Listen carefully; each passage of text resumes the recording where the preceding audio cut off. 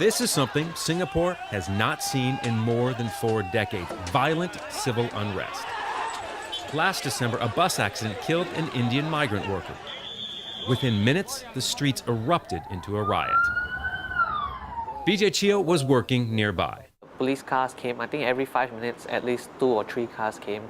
But I think but upon reaching the place and assessing the situation, I think they were also shocked. Like, this is probably something they would never expect. Maybe they expect, a gang fight, maybe 10 people, but this was in the hundreds.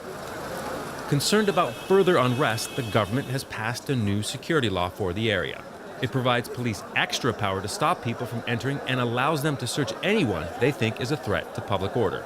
And it bans the sale of alcohol in parts of Little India. Authorities say drinking fueled the riot. The committee will report its findings within 6 months. I think clearly it will be an infringement of civil liberties. But the Constitution in Singapore actually provides quite a wide scope for the government to in place restrictions on various things, including freedom of speech and freedom of movement or freedom of liberty. Government officials declined to speak to Al Jazeera. Some groups that work with the migrant workers are very concerned about the government clampdown after the riots here in Little India, preventing the workers from coming to the one place where they can find a sense of community. Akbar Ali has worked in Singapore for 6 years. He's only been back to his home in Bangladesh twice. He spends most nights at a drop-in center with his fellow workers.